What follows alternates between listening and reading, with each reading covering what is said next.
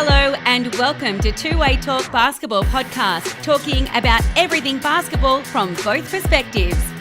With dual Olympian and NBL champion Mark Worthington and dual Olympian and 2 times NBL MVP Chris Anstey, hosted by sports presenters Candy Hertz and Nathan Stremple. Let's get into it.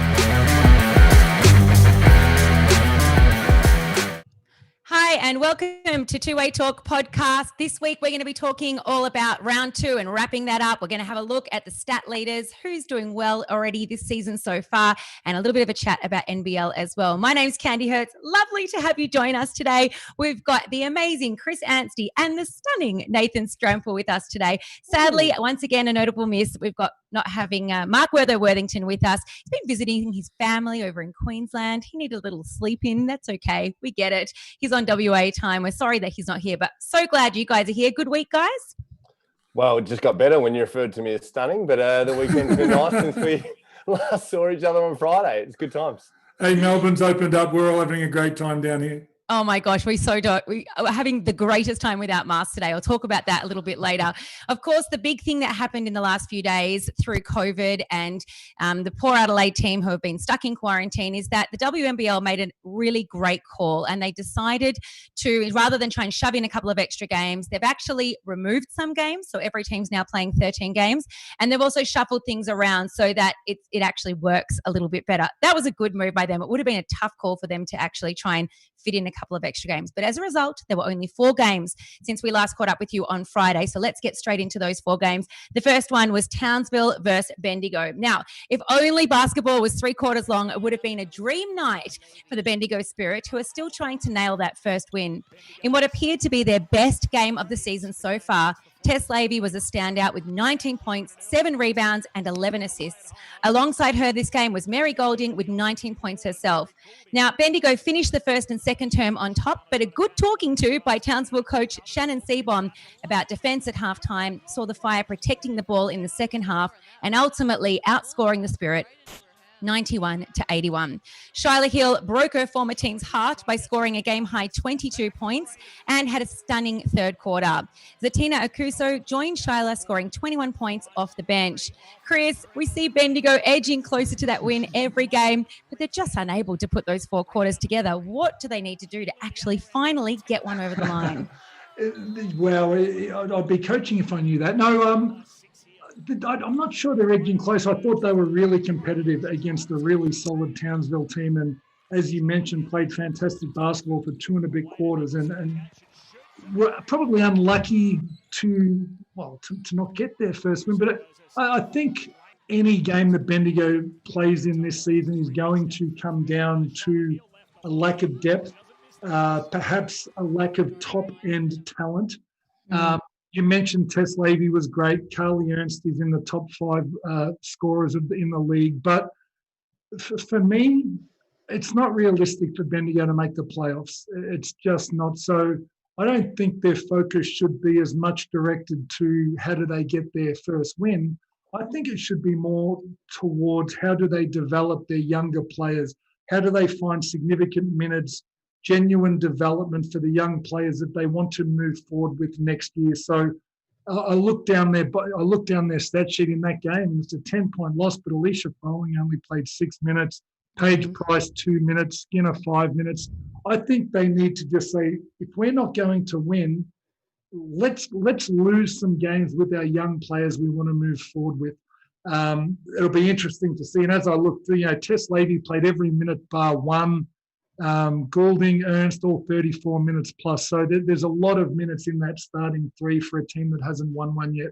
On the flip side, Townsville were fantastic, and it's a sign of a maturing team that they can play a game that they're not having their best performance and still find a way to dig out a win. And it feels like we're a broken record, but Hill and Nicholson were fantastic, and it was great to see Zatina have the best game that she's had this season so far. And if she can provide that off the bench, that just adds another element to what I think Townsville might be capable of.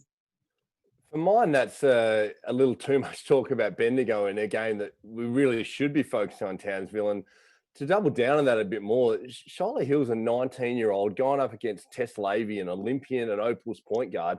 And Shy put that team on her shoulders, Zatina as well as a young player. Pretty exciting look into the future. And I've said it, I think, each time we're on here. I love Shannon Seabohm as a coach and what they're building at Townsville. Yeah, absolutely. And you know what, we may have mentioned in an earlier episode, but if Shannon was in the WNBL last year, Shyla would have been playing for him. You know, Shannon and Shane have a great relationship. He's worked with her before as a junior. They've got a great working relationship. Since we spoke about the WNBA for Shyla last week, I've done a little bit of research, and I think it's probably widely known that on any WNBA mock draft, Shyla sits in that early 20s spot, but there's talk of her going as early as 6th. So every game like this, she plays against an Opal, and as you said, Tess Lavey's an Opal, but wow, with her, you know, committing to play AFL women, with Shyla playing a game like that, I mean, if you look at that and you had to pick the Opals team tomorrow, I know where I'm going, Shyla. Chris, you said at the start of that, I would be coaching if I knew the answer to that. Would you want to be coaching in the WNBL? Is that something you would want to do? No, that's not what I meant at all. No, okay. I've been coaching for 10 years, so I enjoy my space in that coaching world. Okay, well, let's move on to the next game. And the very good news in Melbourne today, before we get there, guys, is, of course, we don't have to wear masks anymore, which is brilliant news. Our Prem Dan Andrews thought he'd throw in a reference to Bunnings to be able to explain to us when and where we can wear masks. If you don't know what I'm talking about, please look this up. So it was a perfect week, and let's get straight into this game, to actually be playing for the very first time up in Cairns at the Bunnings new outfit up there. Now, it's the very first time they've played in there, and Liam Santamaria, who we love on this show, has affectionately nicknamed it the Snag Pit. So for the first time in the Snag Pit, let's go through that. The Opals bigs didn't disappoint early, with Perth's Darcy Garvin hitting 3 triples in 5 minutes, while Liz had an impressive 13 first quarter points for the Flyers. The halftime scores of 54 to the Flyers and 42 to the Perth were not far off the final term scores of some of the teams this round. Defence was Flyers' main focus at the start of the game, and we saw it come to life in the second half when they blatantly dominated the court, sharing the ball around, playing with synergy and aggressively defending the ball.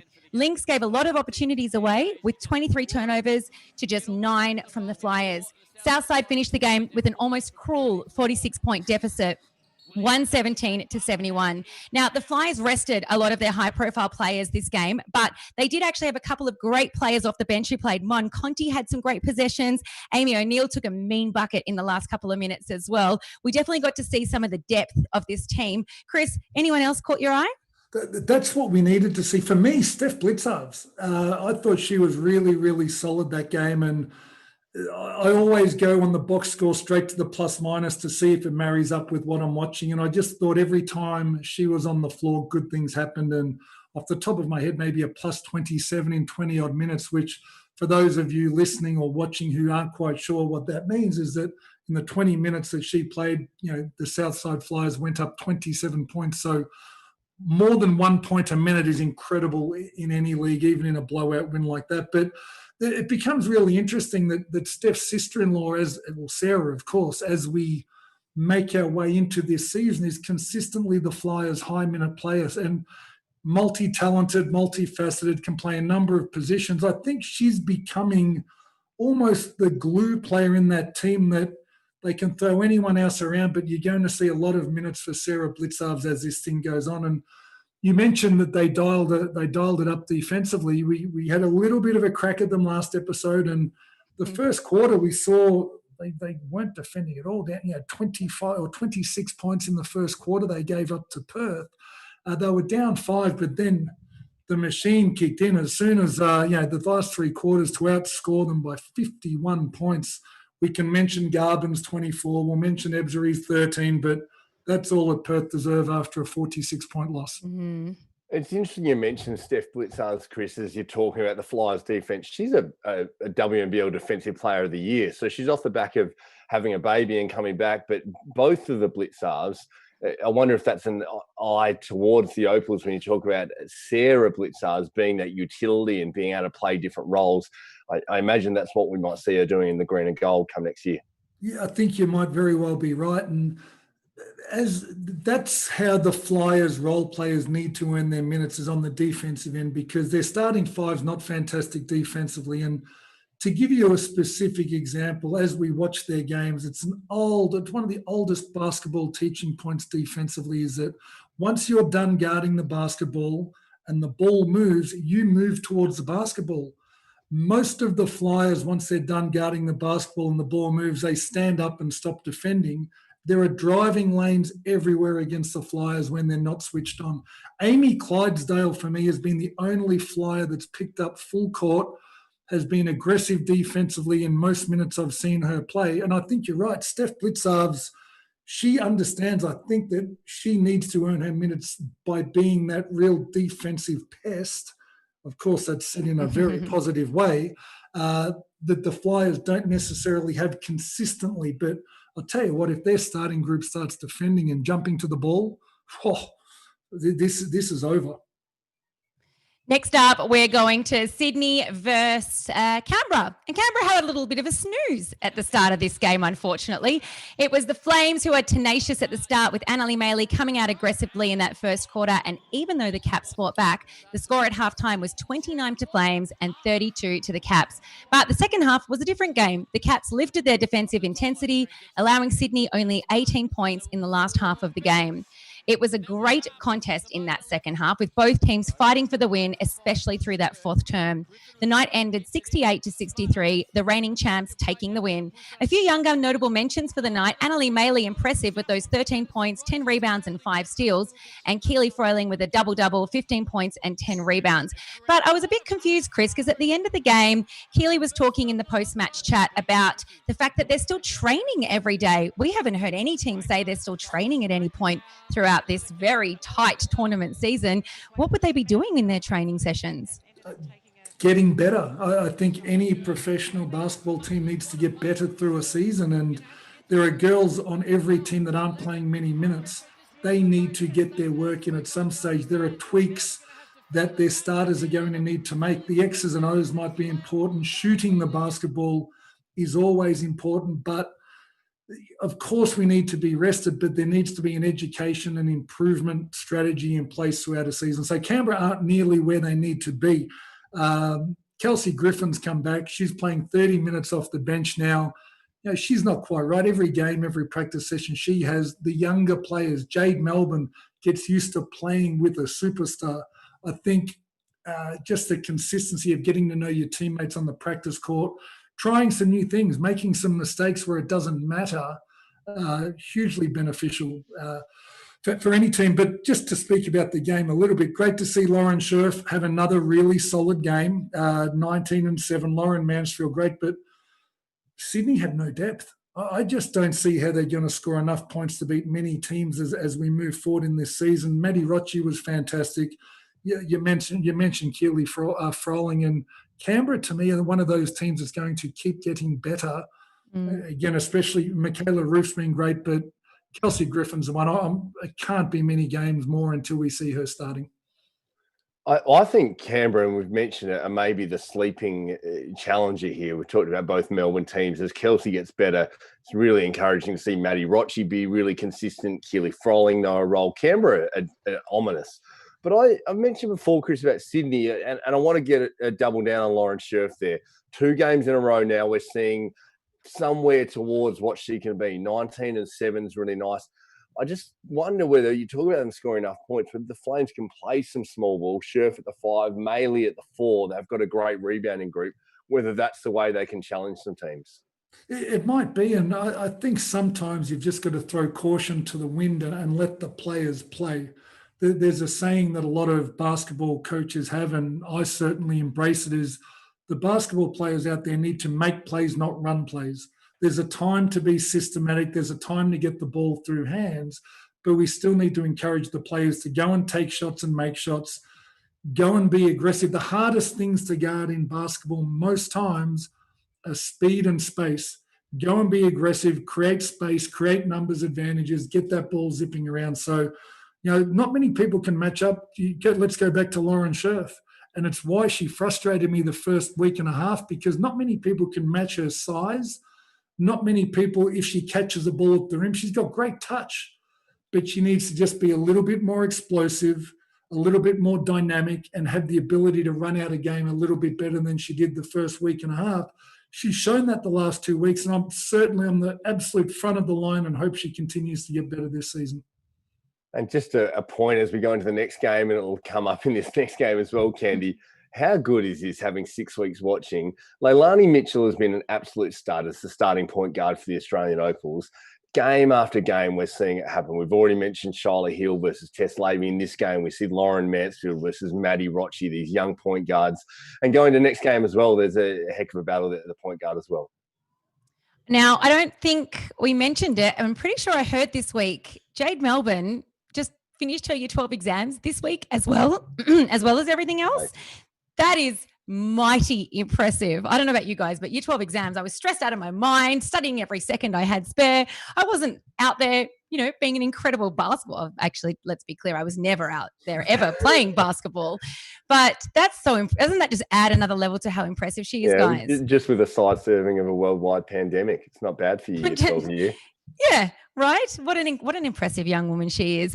Let's move to this very final game. It was Melbourne v Townsville, and it was the end. It was a very long round two, I have to say. The Fire took to the court for back-to-back games this weekend, and they've been quite pleased with themselves, ending the match with back-to-back wins as well. On the flip side, this wasn't exactly the Boomers round, suffering 2 L's in a row. The Fire kept the same lineup from the day before, but the Boomers, obviously, maybe they tried to shake off a bit of that bad juju by mixing things up. So Tess Madgen returned after a 2-game injury, Maddie Garrett came off the bench, and Ashley Caratiana got her first start. The Fire showed no signs of fatigue, ending the first quarter with a league season high of 30 points. The Boomers didn't manage to get in front at any point throughout this game, with the Fire finishing on top with 87-75. Ezzy led the charge for her team with 20 points and 6 rebounds, but found herself in foul trouble in the second half, which really hurt the Boomers. Lauren Nicholson reminded us of what a strong two-way player she is, leading from the front with 24, 5, and 6. And her trusty sidekick, Shyla Hill, who we seem to be talking a lot about, may have had a slow first start scoring, but only 2 in that first half. But she found her form in the second half, ending with 19 points for the game. The win pushed the Fire into the top 4 and pulled the Boomers out of it.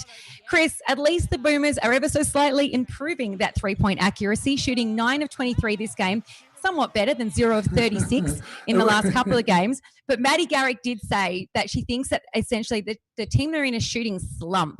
I don't think we disagree with that. How do they get out of that slump? They shoot the ball more at practice, like we were mentioning before, and then they take game shots. But, yeah, it wasn't going to get any worse. I want to speak about Townsville first. Lauren Nicholson, that game was fantastic. That was one of the best games I've seen this season, in a game where, as you mentioned, Shyla was quiet early and Lauren put the Townsville team on her back and carried them against a team that were they picked to win the championship, and most people finished to be predict to be a certain finalist. I thought Lauren Nicholson was absolutely incredible. A sign of Shyla's maturity. Yes, we've spoken about her. Quiet game, came up big in the fourth quarter, ended up with 19. I thought for somebody who didn't score a point, we mentioned Zatina Akuso earlier on in their first game, 4 rebounds, I think 4 assists, 2 steals. But if I look down, 21 minutes and plus 16 in a 12-point win, her physical impact against Kayla George, against Ezzy, just that presence that she's starting to have in the games gives Townsville their 3rd, maybe 4th player that they can depend on every game. So with Zatina's improvement, I think we see Townsville continually improve as well. For the Boomers, they just can't figure out a way to start games well, Nate. Whoever they start slowly. You look at the plus minus, every one of their starting 5 was minus. Every one of their bench outside Maddie Garrick was a plus. So whether it means Guy Malloy needs to find more minutes for his bench, whether he needs to shake up the starting 5, or whether they just need a kick in the ass, something has to happen for the Boomers to start their game better. Well, we've talked about the race for the top 4. It almost looks like it's down to 5 as it's starting to shape at the moment. It is down to 5, absolutely. And I've mentioned to you like how important is wins against those people you're competing for spots with. And Townsville come out and give the Boomers a lump. It is the important question. I mentioned Guy Malloy, and they're trying to find their rhythm. it's one thing to say that Shyla Heel and Zatina played well against the Bendigo. Now they're coming out against a legit team, legit Opals, and we've seen these young girls get a big win in that race to the finals. Is the question, Chris, did Shannon Seabohm out-coach Guy Malloy in that game? Yeah, I read that, and the one thing that I learned as a coach is that to look at a single game in isolation can be really misleading. Not everything that you ask of your players gets carried out every game. And on the flip side, sometimes players can make you look like an absolute genius. So I'm not willing to say that in one game.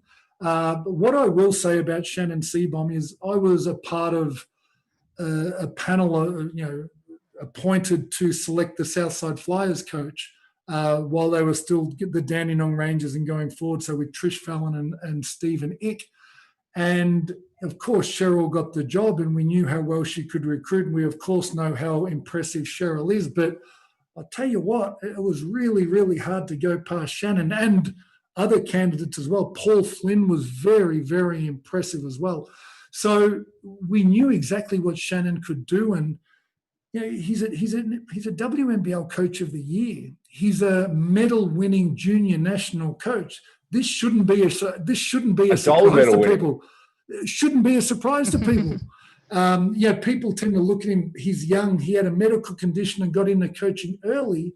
What his playing career or what we lost as a basketball player, we've gained as an incredible coach in Shannon Seabohm. Can you give us a bit of insight, Chris, into if you are playing so many games back to back and just really not nailing those shots, how do you deal with that mentally? Like, how do you shift your thinking to try and actually just have the confidence to keep taking those shots? You just keep taking them. You stop thinking. There's a thing with athletes. It's to be beautifully dumb. Sometimes you have to dumb your thinking down and not overanalyze, not overthink. Trust your routines. Trust your habits. You're always closer to your next make. After a bunch of misses, you're just getting closer and closer. But I wouldn't tell them anything other than go and get your reps in, and as a coach, instill the confidence to keep taking the right shots. Guys, does someone have a house phone still in their house? No, that was my front door. My young fella came from across the road. He was with the neighbours, and he's just been ringing on it. I thought, and he's gone still again. Has a landline and a super old school sounding one. Gotta love 2020, don't we? Let's have a look at the ladder at the end of round two, guys. A bit of a surprise here. What are you guys thinking about what we make of it? Of course, it's impossible to actually judge Adelaide at this point, but we're not seeing the Boomers up there. What do you think, Chris? Well, I think exactly that was a really big loss for the Boomers and a tough weekend. But the team that sits on top of the ladder is the biggest question mark. What will they look like when they come back from quarantine? Are they going to be able to continue with the momentum that they started? Is Steph Talbot going to continue to play like the MVP she started the season as? I'm fascinated to see Adelaide. But as you mentioned before, Nate, this is a race in 5. Well, when you say surprise, I'm not surprised by it. But as you look at that momentum, which is so important in a short season, 2 losses in a row for the Boomers, the pressure just builds on them this week. We say it's a race of 5 now. Their next game becomes so important. Great. We're going to head straight into our stat story. Wanted to have a quick look at what's going on after round 2. I mean, normally after round 2, you're not going to start looking at stats, but given we've already had something like 20 games, it's probably about time. So the first stat we're going to have a look at is points and rebounds. We'll bring up that graphic for you to have a look at now. Essentially, we've got Steph Talbot at the top of points. Not terribly, hugely surprised with that. And she's also on the top of the leaderboard with rebounds as well. Straight under her with points, we've got Liz, and then Tess Madgen as well. What do we think about the point scorers? Is that what we would have expected, Chris? 2 games in for Steph Talbot. She started the game incredibly. I'd love to see her continue. We all knew Liz was going to be one of the leading scorers. I think Tess Madgen has been a really pleasant surprise for all of us, and maybe most importantly for Coach Guy Malloy. But look, Lauren Nicholson for me has been a standout as well, and Carly Ernst plays as many minutes as anyone in the league, Nate. Well, the story for me it tells is it's exciting to see the Adelaide Lightning back out there. Abby Werung after a couple of games. That's significant for her to be 9 rebounds a game. Steph Talbot showing a WNBA class. So it'd be good to see the Lightning back out there and see what they actually are. And the next stats we're going to look at is assists and steals. Leilani Mitchell, a great entrant in the assists factor, obviously showing that she's really sharing the ball with her teammates. Liking what I'm seeing with that. What do you think, Nath? Well, like I've said, I just am just enjoying sitting back and watching, grabbing a snack and a drink and seeing these point guards go out and who wants to put their hand up. So we see Tess Lavey, Leilani's the current lady on the throne, and then Lauren Mansfield, Alex Wilson really plays more at the 2. Tess Madgen plays a lot at the 1. So it's nice to see who's putting their hand up to be that next Opals point guard. And what do we think in regards to steals? We've got a couple of Caps players in that. What's that saying about that team, that they're aggressive?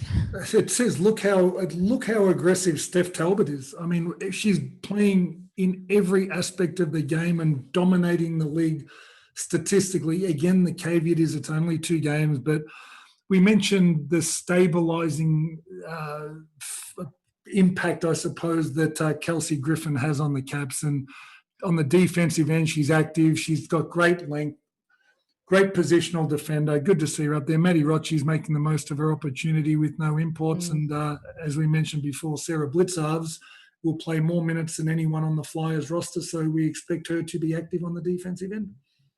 And the last stats we'll have a quick squeeze at is blocks and field goal percentage. Now, of course, if Liz wasn't at the top of that list, I can't imagine who else would be. But once again, we're seeing Steph Talbot. She really is dominating the boards at the moment, isn't she? She is doing it all. Luella Tomlinson, that's what she's known for, blocking shots. You know what? When Liz starts really committing to every defensive possession, you watch her average 4 or 5 blocks a game for a month and really start turning the dial and tightening the screws. But again, the very low numbers on the blocks and field goal percentage every time we look at that.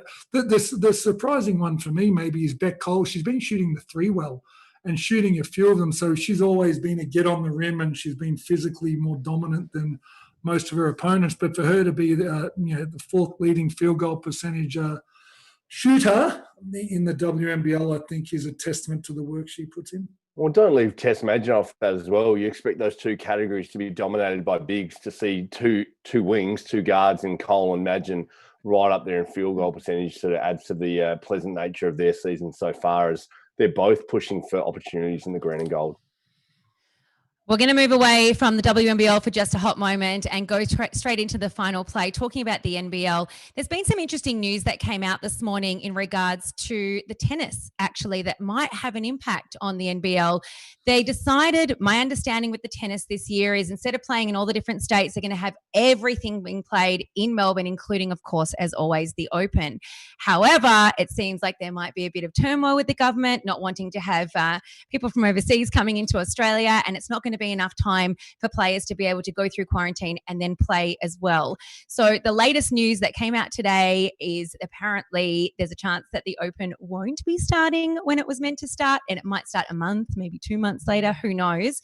And what that might mean for us in the NBL is that if we were, rumours, let's pretend are true, if we were going to play a hub in Melbourne and we needed to have access to some of the courts, especially Melbourne Arena, and we don't have access because we're going to be having the tennis at that time, there's a chance that the whole of the NBL might be shaken up again and where we're going to play. We need to make a decision on what's happening with this season. I mean, I would like to know. I love having a role in the NBL, and I would like to know what's happening. I can only imagine the players feel the same way, obviously.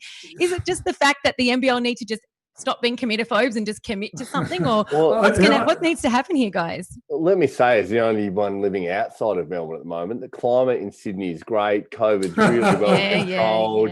Yeah, there was a really significant event in 2000 hosted in Sydney. There's a great arena out there at Homebush. There's an opportunity. So if you're looking for a spot to hub that area, thanks, at Homebush. Thank you, helpful. You know what? The players don't care where they play. The tennis only takes Melbourne Arena for 1 week, and in fact, some of the most highly visible games and the best spectacles have been during that second week of the tennis, where we open the roof.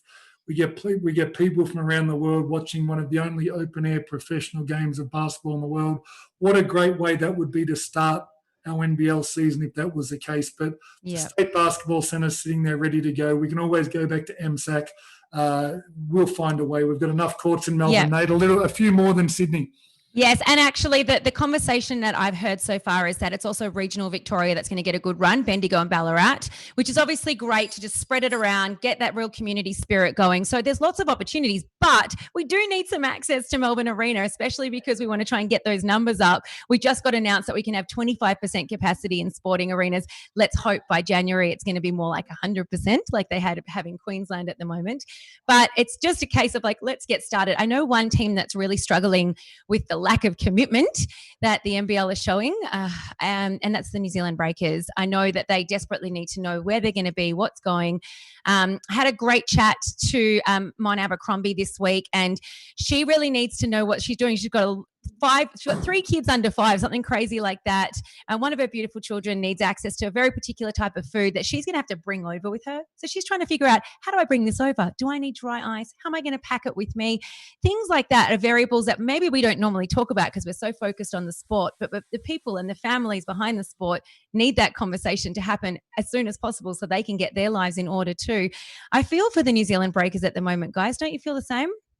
Oh, maybe. No, is that not the same as every single team? Like if it's going to be a hub in Melbourne, yes, they've got to travel internationally, but every team and families around it want to know where they're going. But inside basketball and in every sport and in every profession at the moment, people are trying to work out how this whole thing plays out with COVID. Completely. I think it's more the case of if they're going to be here the whole season as opposed to if the hub's going to be only a couple of months. Well, like I said before, the climate's great in Sydney. It's a great area. Oh my gosh, if you want to come here, Nathan, come and enjoy excuse the weather. me, you lived in Melbourne for like 7 years. How long did you live here? And all of a sudden, 8 actually. 8. Exactly. Stop jumping ship. Sticking with the NBL, obviously a topic which we haven't actually chatted too much about, but is a hot question is who's going to be coaching Sydney, especially now they've also sans one very cool Jason Tate, who's going to be going to the NBA, and I'm quite sad about that. So no Will Weaver, no Jason Tate. What's happening to Sydney? Who's going to coach him?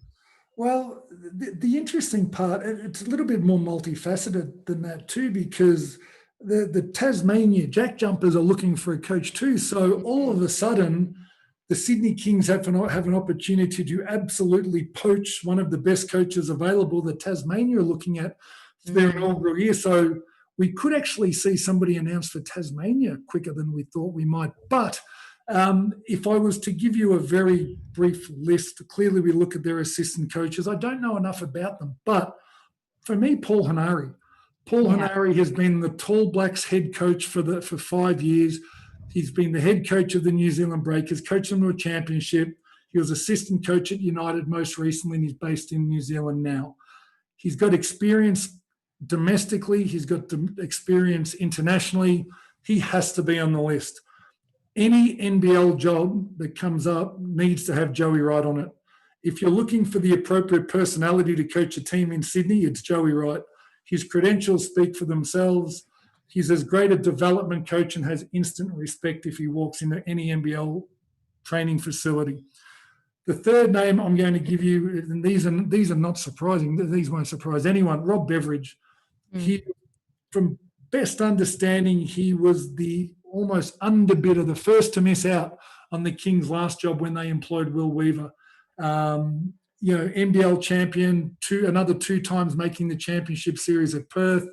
He did a great job getting Illawarra back to the finals or back to the playoffs. Great relationships as an international junior coach, medalist. He's got a lot of respect as well. So they're the 3 I think that most people would have on their list. But the one left field one I want to throw in there is Rupert Sapwell.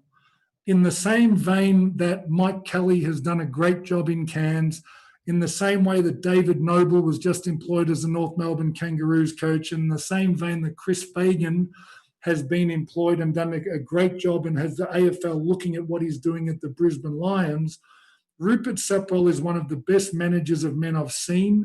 He's been coaching his own school program and domestic program in South Australia for years.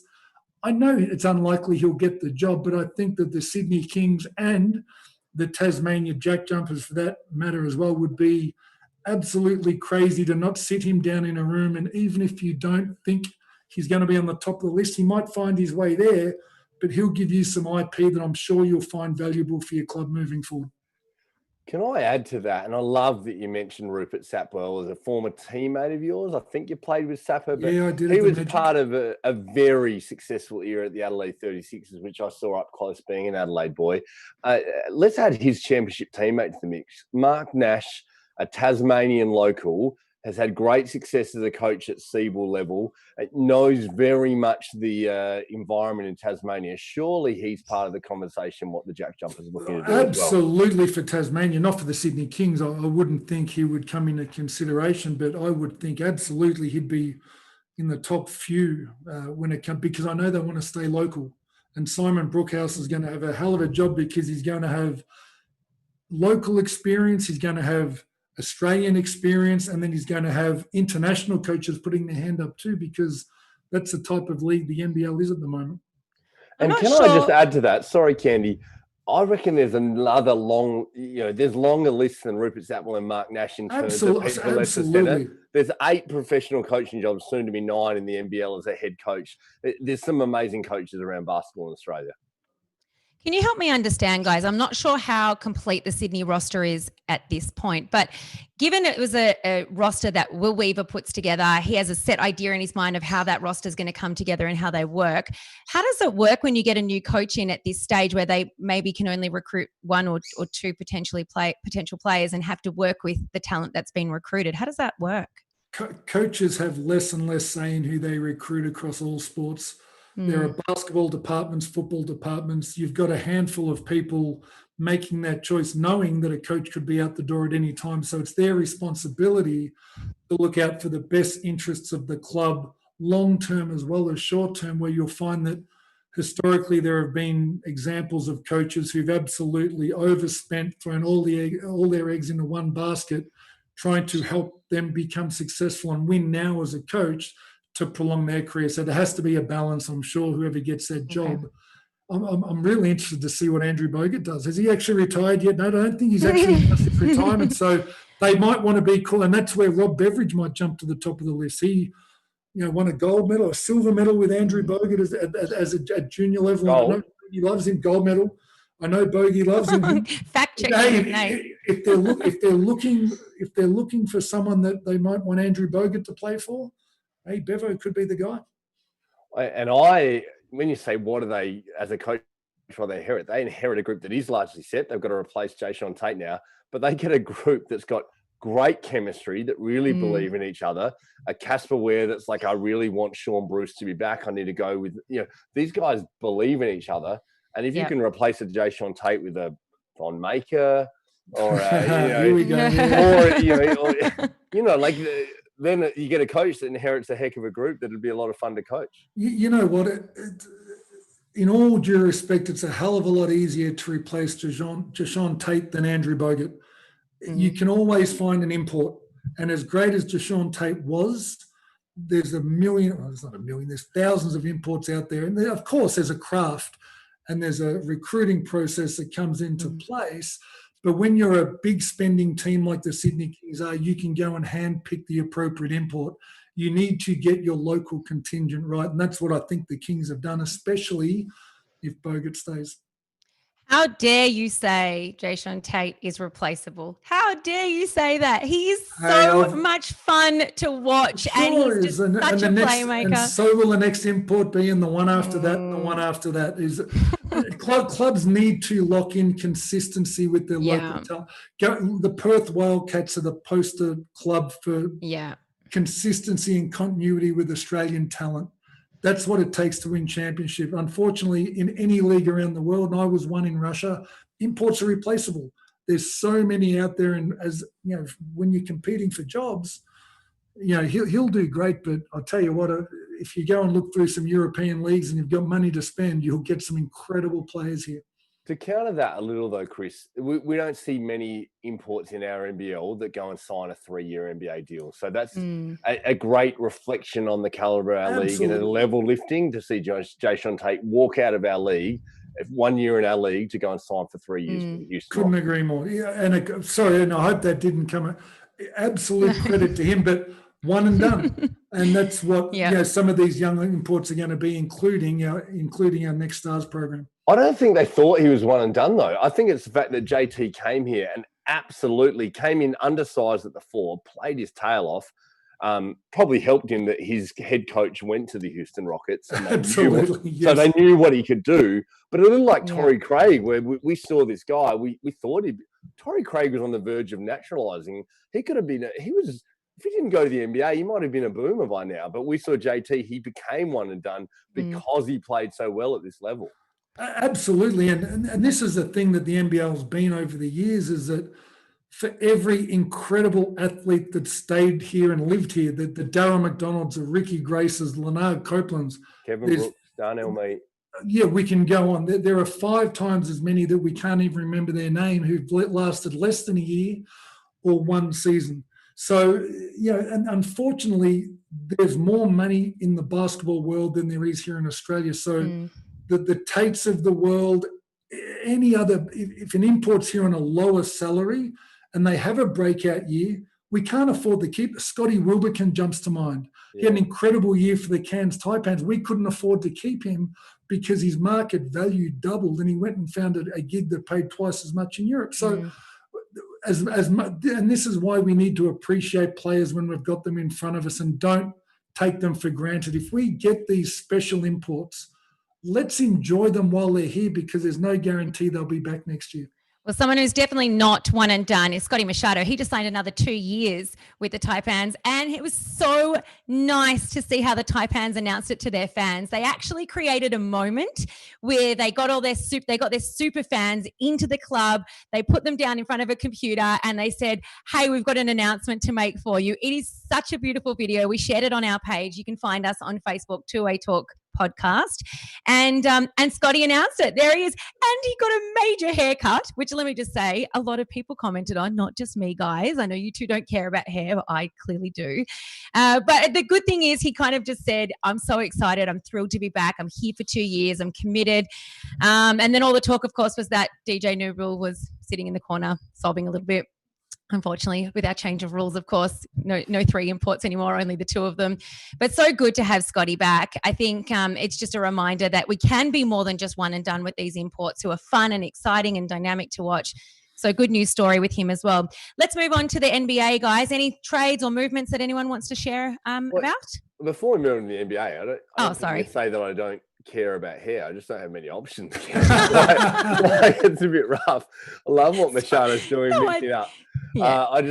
We mentioned him already, but what does that say about Mike Kelly? That someone the caliber of Scott Machado comes back to Cairns. They also bring back Space Cam as well. That's an exciting group. Watch out. Those 2 are amazing together. Absolutely. Full credit to Cairns for bringing those 2 guys back. Absolutely. And I don't think Newbill's crying in the corner. I think he's receiving phone calls from several other people. I think he'll be fine getting a job, I think we're crying in the corner that we can't have him back. NBA, anything you guys want to wrap up with that before we move on? So much. It's all been spoken about on other podcasts. We'll get into that as the season gets closer. Aaron Baines got to Toronto essentially to replace Marc Gasol. I think as an Australian basketball fan supporting our Boomers, that might sit on top. We've already mentioned Tate. The Lakers are improving. They've thrown a lot of people around. Rondo, McGee, Howard, Green, all gone. They've bought in Gasol and Dennis Schroeder. Philadelphia, we always keep an eye on with Ben Simmons there. They're getting better. But I do have to mention one. Free agent signing. Gordon Hayward, coming off the back of 2 reasonable injuries and having an okay year at the Boston Celtics, went and signed a 4-year deal at Charlotte for $120 million.